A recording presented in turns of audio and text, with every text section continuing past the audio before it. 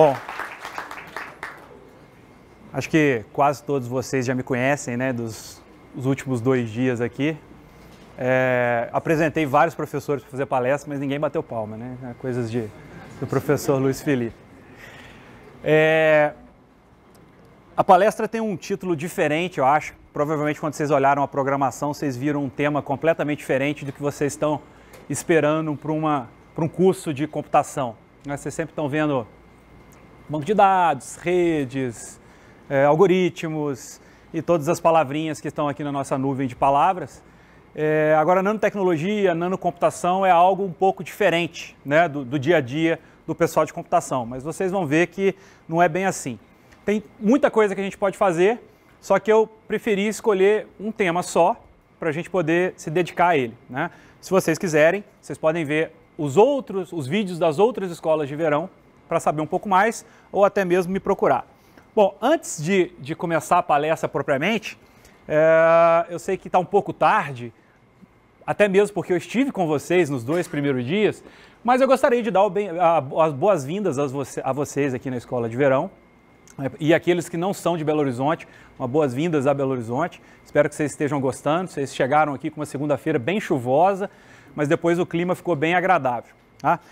Mas o meu motivo da boas-vindas aqui à escola é que, por fazer parte da organização, eu acho muito legal ter esse contato próximo com vocês, saber o que vocês estão gostando ou não, e também para a gente debater um pouquinho do que está rolando aqui na escola, né? Então, eu espero que vocês estejam se divertindo bastante aqui nesses 3 dias, né? Nós estamos aqui no final do 3º dia e vocês ainda terão 2 dias.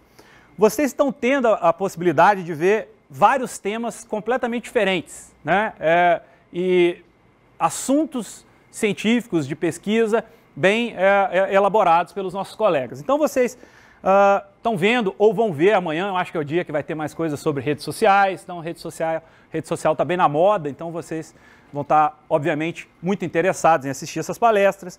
Vocês já viram algumas palestras sobre GPUs, que é outro tema bem na moda, é um hardware que está na moda, todo mundo quer usar porque é rápido, né? É um hardware rápido, todo mundo fica muito satisfeito e quer usar, né? Não é tão trivial, mas dá para fazer muita coisa bacana, né? Muda um pouquinho. Redes, vocês têm visto várias palestras de redes. Agora, na sessão anterior, nas 2 sessões anteriores, vocês tiveram 2 palestras, redes sem fio, outros tipos de redes. Sexta-feira vocês vão ter bioinformática. Então, o que estou querendo mostrar aqui é que os temas são bem diversos, né? Big Data, que também é outra palavra que está na moda agora, é outro tema que está bem em voga. Robótica, né? Tivemos ontem o professor Marcos Vieira falando sobre robótica um pouquinho. Vai ter, eu acho que no último dia, alguma coisa de robótica, jogos e coisas desse tipo. Segurança. Então, temas bem diferentes de computação, internet das coisas e assim por diante, né? É interessante a gente ver que a computação tomou uma proporção muito grande, atingindo coisas que a gente não imaginava, né? Até por isso vem o título aqui, né, o tema, internet das coisas. Antigamente, o computador era um móvel que ficava na nossa sala ou no nosso escritório, ocupando um bom espaço, né? Hoje o computador não é esse móvel mais. Eu acho que boa parte de vocês aqui não tem mais desktop em casa, verdade? Quem ainda tem desktop em casa? É menos da metade, né? E acredito que muitos de vocês que têm desktop em casa, às vezes nem o usam mais. Porque às vezes tem o laptop, vou usar o desktop nada, ligar o laptop aqui e usar. Então já está ficando algo obsoleto. Mas o computador hoje, ele está em vários outros lugares que antes a gente não imaginava. O celular, que hoje é uma coisa tão comum que a gente nem liga mais por ter computador no celular. A gente tem computador na geladeira, a gente tem computador na televisão, a gente tem computador em tudo quanto é lugar, né? Daqui a pouco vamos ter computador na roupa, né? O óculos já existe e assim por diante. Bom, então eu espero que vocês estejam divertindo muito com esse tema, com esses temas todos, e falar um pouquinho que essa palestra de hoje é completamente diferente. O que eu quero tratar com vocês aqui, trazer para vocês, é algo completamente novo. Que a gente pense numa computação completamente diferente. Uma computação lá no futuro, tá? Mas não se assustem tanto achando que futuro vai ser algo de ficção científica ou algo num futuro muito longe, tá? Porque a computação ela é muito rápida e muito dinâmica, né? Então, se a gente olhar para o passado da computação e pensar no estágio que a gente está hoje, a gente, obviamente, a gente tem certeza que a gente não teria a internet das coisas, computador no celular, se o computador ainda fosse um ábaco, né? Se a gente fizesse contas no ábaco, né? Com certeza o celular nem existiria, né? E assim por diante. Também, eu não conseguiria fazer nada se fosse com uma régua de cálculo, né? Que muitos de vocês estão vendo uma régua de cálculo pela primeira vez na vida, né? Mas muitos, no passado não tão distante, usavam régua de cálculo para fazer contas, né? Aqui, essas 3 modelos maravilhosas estão mostrando pedaços de computador, de um computador muito antigo. Mas esse antigo é da década de 1940, ou seja, 70 anos atrás. 70 anos atrás é muito tempo para vocês que têm 20, sim. Mas pensa nos pais, nos avós de vocês. Os avós de vocês têm 70, 60, 80 anos, né? E vocês imaginam que na época deles, quando eles eram crianças, não existia computador. Imagina o avanço que nós tivemos nesse curto período de tempo para que a gente tenha um computador hoje em qualquer lugar, no óculos, na sua camisa. No carro tenha 50, 40, 80, 90 computadores, né? A coisa é muito rápida. Você está comunicando com pessoas em rede social e assim por diante. Então, a computação é muito dinâmica. E ela ganhou esse dinamismo por causa desse dispositivozinho aqui, ó, essa imagem horrorosa, que eu acredito que muitos de vocês nunca viram. E vocês sabem que dispositivo é esse? É um transistor. Na verdade, é o transistor, né? Porque foi o primeiro que foi desenvolvido. Quando? Em 1947. Ou seja, não tem 70 anos. Daqui a 2 anos nós vamos comemorar 70 anos do desenvolvimento do transistor. E o que esse cara tem a ver com a computação hoje? Simplesmente tudo. Porque sem ele nós não teríamos a computação como nós temos hoje, né? Com essa grande capacidade computacional e com os dispositivos extremamente pequenos. Mas esse aqui é a imagem do primeiro transistor, de 70 anos atrás. É uma imagem, obviamente que não está em tamanho real, porque eu projetei aqui. Mas se você chegar aqui no meu computador, na minha tela, ele está menor do que o tamanho real dele, lá de 70 anos atrás. Era algo gigantesco. Era um triângulo de germânio imenso. Que alguém falou, olha que maravilha, eu consigo controlar a corrente elétrica com esse pedaço de germânio. Eu não vou precisar usar mais as válvulas termiônicas que eu utilizo hoje, nos rádios e assim por diante. E os quais foram usados para construir os primeiros computadores. Certo? Então a computação avançou graças a esse dispositivo. Bom, então... Aquilo lá eram clips? Eram clips. A gente tem um clips aqui entortado e soldado aqui para fazer o contato, né? Alta tecnologia. É muito bom vocês rirem de uma imagem dessa, falam, nossa, que bacana, que coisa mais bizarra, né? Porque isso aqui foi o pontapé inicial para vocês estarem sentados aqui assistindo um curso na Escola de Verão de Computação. Senão não existiria curso de computação, porque não existiria computador. Lembrem-se disso, ok? Bom, então, para dar sequência à palestra, agora sim começando a palestra, vamos começar com uma introdução, vamos falar um pouquinho o que é nano, vamos situar a questão de nano, apesar de que hoje a grande maioria de vocês sabe, né? O que é computação e qual que é a motivação dessa palestra de hoje. Depois vamos falar sobre nanocomputação propriamente dita e depois sobre computação reversível misturando com nanocomputação, para finalmente concluir a palestra. Bom, o que é nano? Né? Então vamos começar pela introdução. O que é nano? Nano é simplesmente um prefixo de 4 letrinhas, né, que significa alguma coisa. Na verdade, esse prefixo ele vem do grego antigo e significa anão. Ou seja, algo muito pequenininho, né? Por isso que a gente chama o colega de seu nanico, quando ele é baixinho e assim por diante, né? Mas, em unidades de medida, ele significa 1 bilionésimo de alguma coisa, ou seja, o 10 a menos 9 de alguma coisa. Na questão de metro, que é o que a gente está interessado aqui, 1 metro dividido 1 bilhão de vezes, 1 bilionésimo de um pedacinho de 1 metro é 1 nanômetro, ou seja, é algo muito pequeno. Logo, logo a gente vai entender em que escala isso está. Tá? Então, em termos de unidade de medida, nano é simplesmente uma dimensão, uma ordem de grandeza. Ok? Bom, para a gente situar, mas tá bom, é 1/1000º do metro, mas qual o tamanho disso comparado com coisas que eu conheço? Né? Então vamos ver aqui nesse gráfico um monte de estruturas criadas pela própria natureza. Né? Então nós temos aqui, lá na escala de centímetros, milímetros, uma formiga, e aí a gente vai descendo de escala, um fio de cabelo que tem um diâmetro de 60 a 120 micra, ou seja, é algo grande, fio de cabelo a gente ainda vê, né? Não muitos meus, mas os de vocês conseguem ver melhor.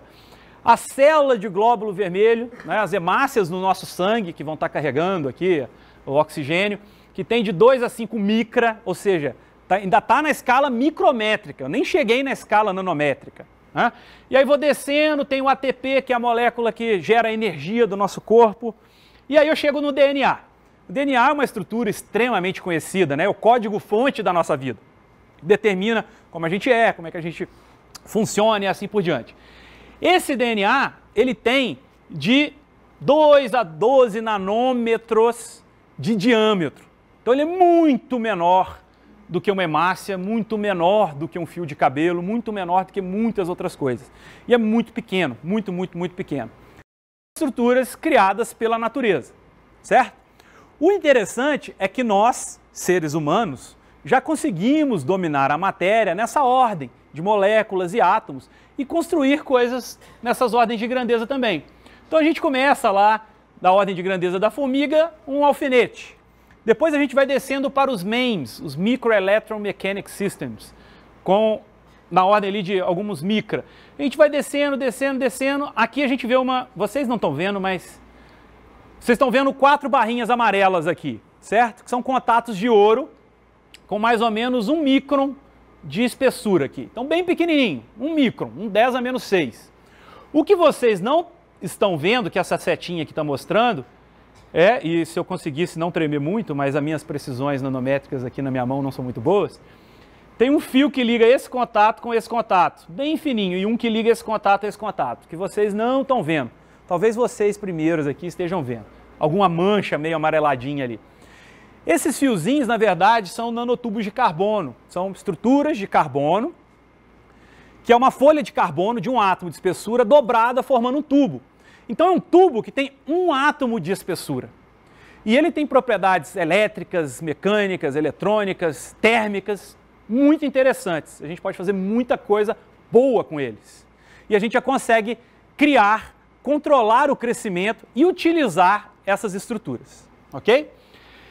E para a gente chegar no limite das nossas criações, nós temos algumas estruturas aqui, o que vocês estão vendo aqui nesse mesmo quadrante, tem um quarto de círculo e um monte de pontinhos aqui, se vocês conseguem ver, certo? Aqui a gente já tem metade de um círculo, aqui 3/4 e aqui o círculo completo. Cada pontinho desse é um átomo, certo? E o que o ser humano estava fazendo aqui nesse caso era, com um equipamento extremamente preciso, era pegando um átomo desse e posicionando para criar esse círculo aqui. Então a gente já consegue pegar um átomo e posicionar colocar num determinado local. Né? A gente chega num controle muito preciso da matéria. Né? Se eu pudesse pegar o átomo e começar a colocar qualquer coisa, eu construiria qualquer coisa. Né? Construiria a cadeira que vocês estão sentados, porque ela é feita de átomo. Construiria a roupa que você está vestindo, que é feita de átomo. Construiria vocês são feitos de átomos. Né? E assim por diante. Mas a coisa não é tão trivial assim. Mexer com átomos na superfície é extremamente difícil, mas eu já consigo fazer. Uma dica, eu não coloquei aqui na apresentação, mas procurem no YouTube, onde vocês quiserem. Tem um vídeo que chama The Boy and His Atom. Foi feito pelo pessoal da IBM, que eles fizeram um filme arrastando átomo a átomo, e aí eles foram gravando as várias imagens, e aí aparece um bonequinho, aquele bonequinho de pauzinho, né, que a gente desenha quando é criança, só que feito de átomo, com um átomozinho que é a bolinha dele, e ele fica quicando a bolinha, jogando a bolinha para lá e para cá. Então eles fizeram um filme mexendo átomo a átomo e capturando as imagens. Então procurem, que é muito bacana, ok? Bom, então aqui vocês têm mais ou menos uma ideia de noção, né, uma ideia de tamanho, de ordem, de grandeza das coisas que eu quero conversar.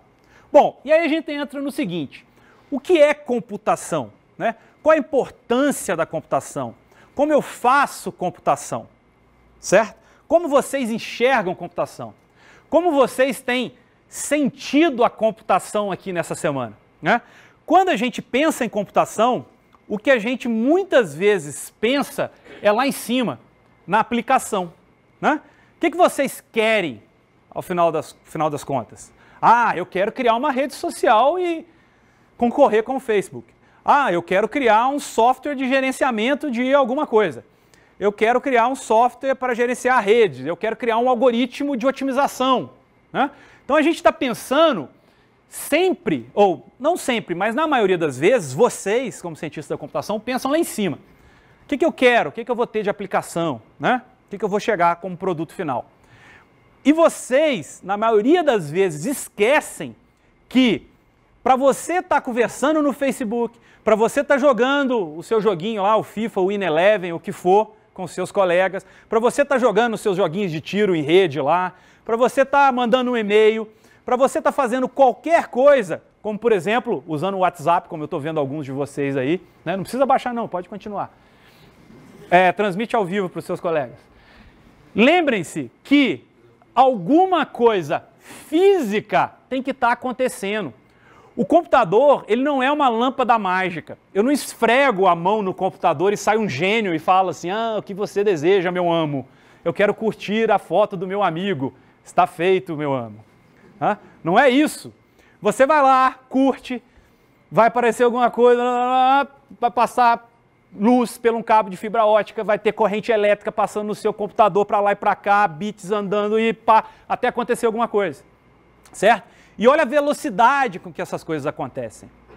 Então, pessoal, o computador, apesar dele estar num nível que a gente já não enxerga mais, ele é algo palpável. Ele não é algo esotérico. Ok?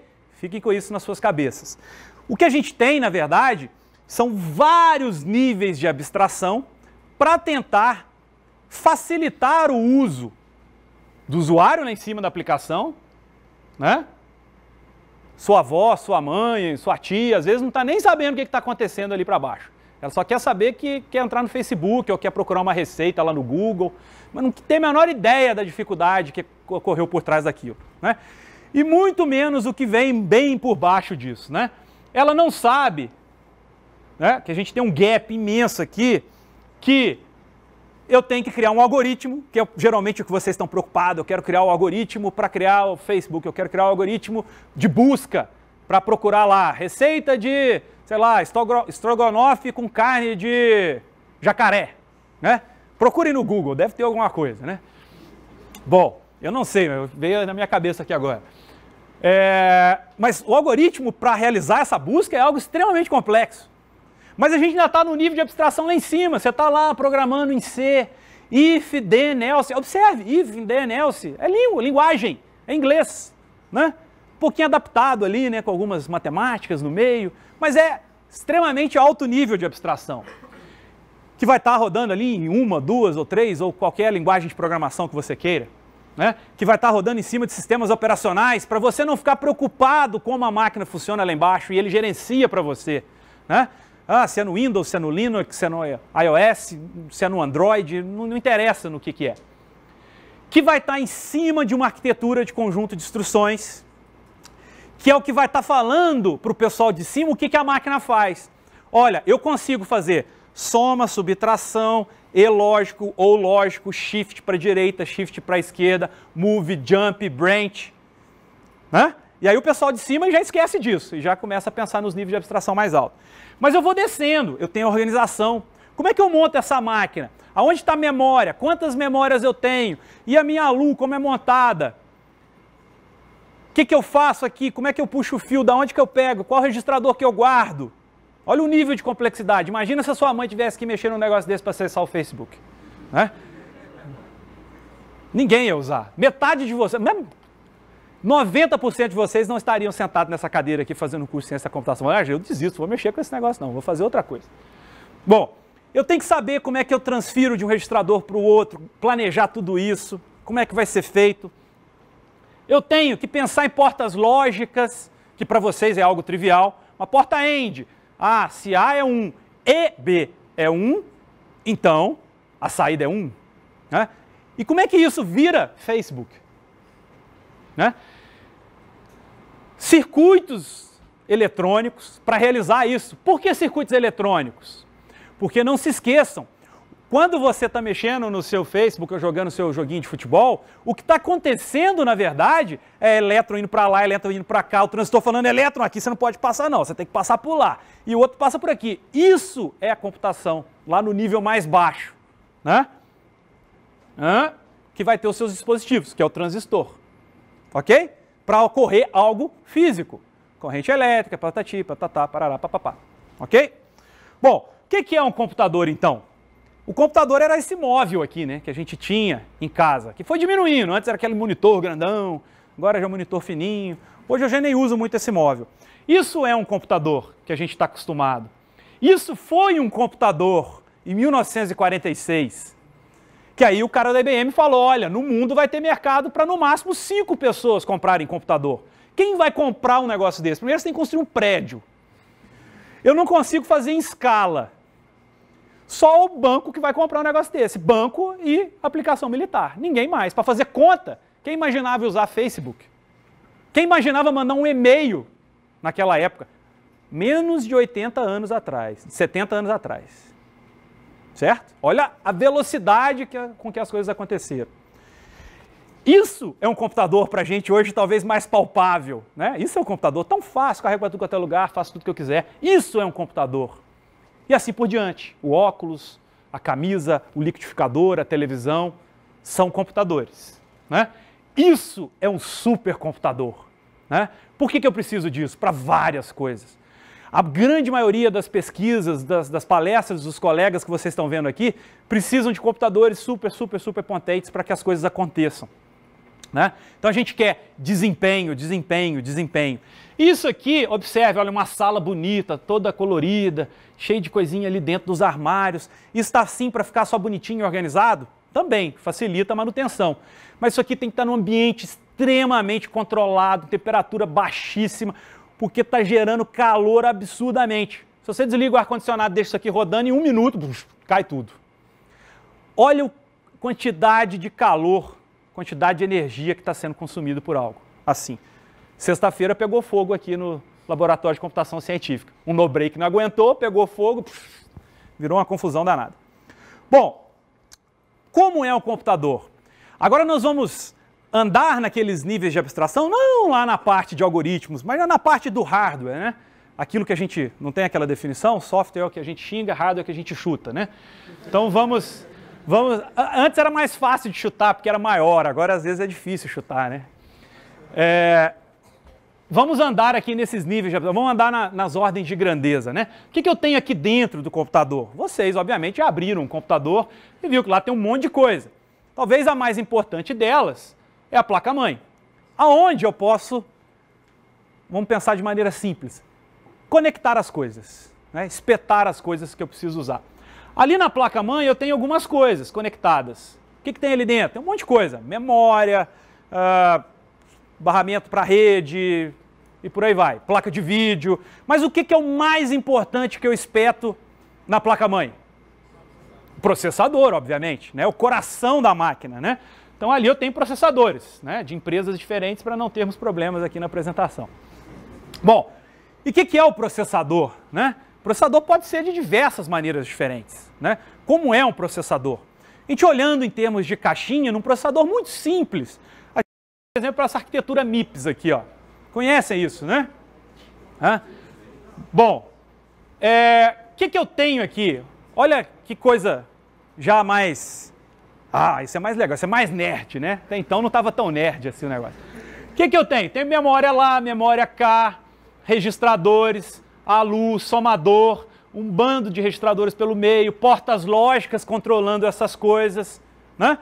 Isso é o computador, né? Isso é computação, ok? E o que eu tenho aqui dentro? Um monte de coisa, né? O que talvez seja o mais importante? Tudo é importante. Mas vamos olhar para algo interessante, né? Vamos olhar para a ALU, a unidade de lógica aritmética, que faz conta. O computador não é que computa? A ALU é quem vai fazer esse papel, né? Vai fazer soma, mais, subtração, AND, OR, então unidade lógica e aritmética. Então vamos ampliar a nossa ALU. Então eu tenho uma ALU de 32 bits, né? Imagina uns computadores antigos aí de 32 bits. Como é que eu faço uma ALU de 32 bits? Ah, várias formas. Uma forma bem bestinha, simples, trivial. Eu construo, na verdade, uma ALU de 1 bit e replico 32 vezes. Né? Essa aqui faz com os bits A0 e B0, essa com A1, B1, A2, B2 e assim por diante, até o A31, B31. Então isso é uma ALU para mim, bem simples de fazer. Né? Bom, como é que é uma ALU de 1 bit? Vamos olhar então para uma ALU de 1 bit. Ah, olha dentro da ALU de 1 bit, que bacana, tem portas lógicas ali dentro. Essa nossa ALU está muito simples, ela faz AND, OR e soma. E tem um multiplexador aqui na saída que recebe a operação para falar qual dessas operações vai estar aqui na saída. Observe que eu faço todas as operações, sempre, mas seleciono uma na saída. Estou gastando energia lá do computador, certo? Bom, vamos olhar para uma porta lógica daquela. Eu peguei uma AND, mas estou mostrando uma NAND ali, que é mais fácil, mais trivial. Isso aqui é o circuito CMOS. A maioria do pessoal de computação talvez não é tão mais familiarizado com isso aqui. Vê isso aqui muito rápido, lá na introdução a sistemas lógicos, né? Mas essa tecnologia é o CMOS, né? Transistores tipo P, transistores tipo N, de forma complementar, paralelo e serial. Bom, 4 transistores para fazer uma porta AND. Aqui está um esquemático de um transistor. Eu conecto a fonte com o dreno, vai passar a corrente elétrica daqui para cá. Quando? Quando a porta estiver ligada. Ela gera um canal pelo qual passa a corrente elétrica. Se a porta estiver desligada, isso no transistor tipo N, não vai passar nada. Então, o transistor nada mais é do que uma chave, um registro liga-desliga. Ok? Bom, aqui eu tenho uma imagem de microscopia eletrônica de um transistor real antigo. Muito antigo. Certo? Olha que beleza, não é tão bonito quanto o esquemático dele, né? Não é colorido, é preto e branco, em tons de cinza. O canal por onde passa a corrente elétrica tem 50 nanômetros. Olha a ordem de grandeza. E como eu disse, esse é um transistor antigo. Os transistores que vocês usam nos celulares de vocês, nos nossos computadores, é muito menor do que isso já. Certo? Então nós já estamos trabalhando com dispositivos na escala nanométrica. Bom, voltando lá às nossas dimensões, entrem nesse link quando a apresentação estiverem disponíveis para vocês. É um link lá da NASA, de divulgação, que é muito legal, que eles vão... você pode... É tipo um Google Maps, que você vai mexendo no scroll, ele vai aumentando e diminuindo as dimensões. Então você vai até a dimensão esperada do universo, do tamanho do universo, até as partículas subatômicas menores conhecidas. E ele vai mostrando o que está na ordem de grandeza de tal coisa. E aí a gente vê aqui, por exemplo, a porta de um transistor, onde eu ligo e desligo o transistor, já está na ordem de grandeza de um DNA. Para a gente ter a ideia de tão pequeno é um transistor. Certo? Ok? Bom, e obviamente que todo esse avanço que a gente teve na computação, de chegar a ter vários dispositivos fazendo várias coisas de forma eficiente e rápida, é graças à miniaturização dos componentes básicos do computador, que começou com as válvulas termiônicas, que eram gigantes, que eram usadas naquele primeiro computador, no ENIAC. Depois, aquele nosso famoso transistor, né, que tinha centímetros de tamanho, o tamanho dessa minha garrafa de água, mais ou menos. Até a gente ter os transistores, por exemplo, de 22 nanômetros da Intel. E a Intel agora já está com 18, 14, 15, 14 e por aí vai. Eu vou continuar miniaturizando os transistores para sempre? Sim ou não? Não, porque se você pensar logicamente, vai chegar no momento que vai estar do tamanho de um átomo. Tem como fazer o transistor de um átomo? Não tem jeito, já começa a ficar complicado. Espera-se, né? Então as tecnologias de silício estão próximas do seu limite físico de miniaturização. Vai chegar no momento que eu não consigo fazer transistores menores. E aí, uma das grandes maneiras de aumentar o desempenho do meu computador é simplesmente colocar mais transistores, que é o que a gente tem visto nos últimos anos. Se eu não conseguir colocar mais transistores, porque os transistores não podem ser menores mais, o que eu faço? Eu tenho que buscar outras maneiras de fazer os computadores serem rápidos, certo? Espera-se que com 4,5 a 5,9 nanômetros seja o limite. Eu não consigo fazer transistores menores do que isso. Talvez a gente atinja isso em 10, 20 anos. Mas tenham certeza, a indústria vai fazer de tudo para baixar esse número. Porque o silício é barato, é extremamente conhecido, é fácil, entre aspas, de lidar. Né? A gente já sabe como trabalhar com ele. Bom, então como a gente viu, o número, isso aqui é o número de transistores que eu tenho nos processadores.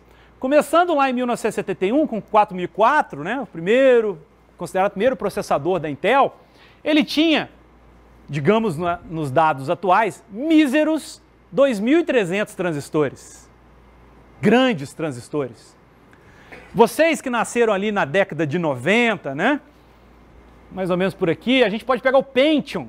Olha, o Pentium tinha magníficos, 5 milhões de transistores. Muita coisa, né, comparado com 2000. O Pentium 4 está aqui, ó, quase 100 milhões de transistores. E em 2011, o i7,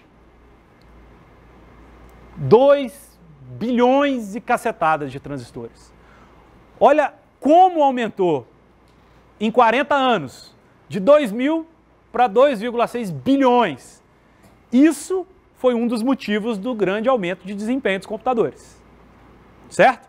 Então, isso é algo que a gente espera que continue, mas como a gente viu no slide anterior, não é verdade. A gente vai ter que buscar alternativas. Bom, vamos pensar em gastos energéticos. Até agora eu não falei de energia, mas os computadores gastam muita energia. Por exemplo, o celular de vocês, a bateria dura quanto tempo?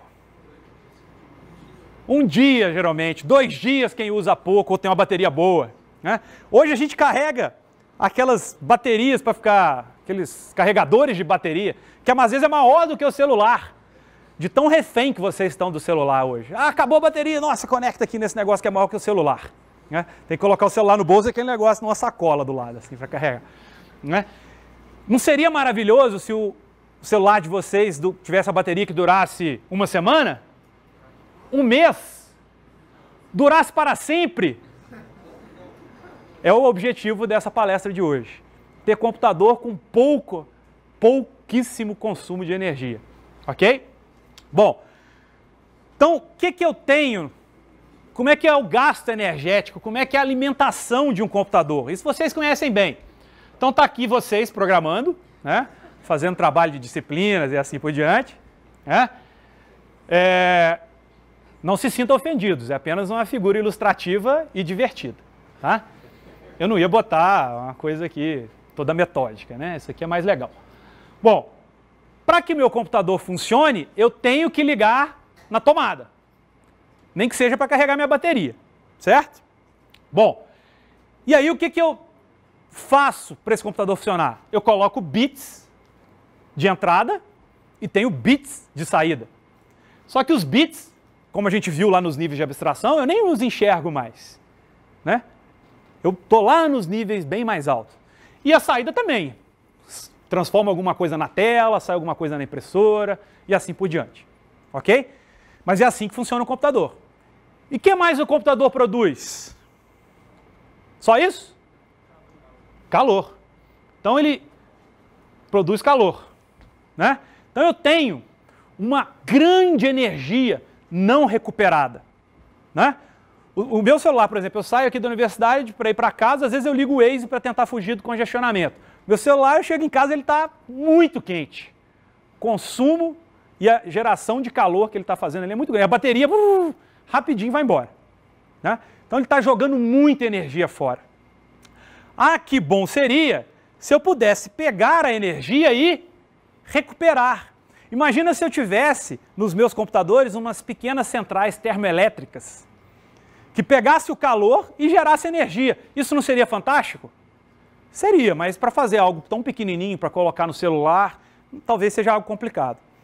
E tem algo que vocês não conhecem, que faz parte do tema dessa disciplina, que é o que a gente perde pela irreversibilidade. E o que é isso? O que é algo irreversível? É algo que não volta atrás. Ou seja, se eu fiz, está feito. Né? Ok? Não é igual brigar com a namorada. Se você brigar com a namorada, você ainda pode tentar desfazer ainda, né? Pode ser reversível. Agora, dependendo do que você fez, pode ser irreversível.